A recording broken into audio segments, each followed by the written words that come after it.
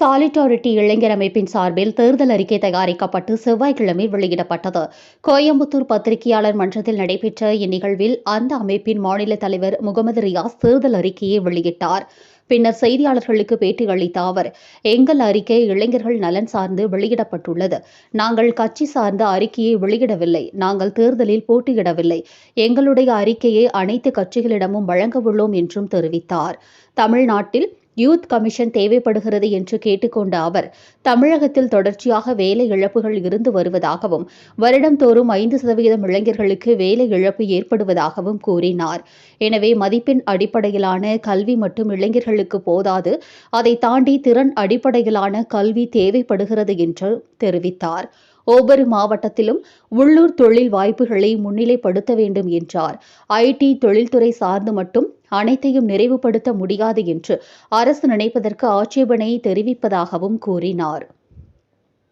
அந்தந்த மாவட்டத்தில் உள்ள தொழில்துறை சார்ந்த யூத் ரிசோர்ஸ் சென்டர் உருவாக்கி அந்தந்த மாவட்ட இளைஞர்கள் அந்த மாவட்டத்திலேயே வேலை வாய்ப்புகளை பெறுவதற்கு வசதிகளை ஏற்படுத்தி கொடுக்க வேண்டும் என்றும் கேட்டுக்கொண்டார்.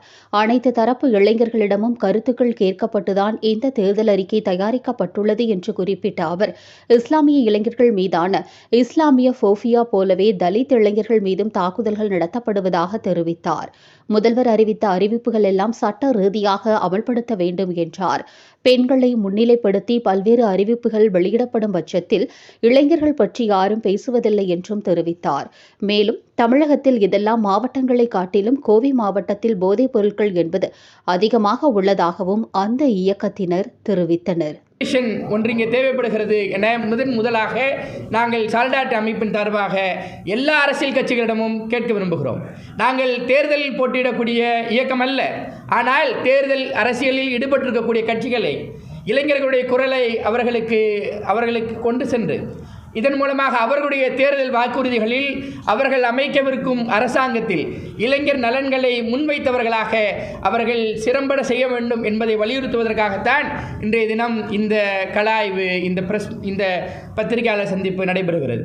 மிக குறிப்பாக வளர்ந்து வரக்கூடிய அதிகமான இளைஞர்கள் தொகை கொண்ட இந்தியா போன்ற நாடுகளில், தமிழகம் போன்ற நாடுகளில் தொடர் வேலை இழப்பு, ஏன் தகுதியற்ற வேலைகள், ஏன் வேலை சுரண்டல்கள் ஈடுபடக்கூடிய இந்த இளைஞர்களை நாம் எவ்வாறு அவர்களை காக்கவிருக்கிறோம்? இதற்கு அரசு நடவடிக்கை என்ன? அரசு பள்ளிகளிலும் சரி, அந்த அரசு சாராத பள்ளிகளிலும் சரி பயின்றிருக்கக்கூடிய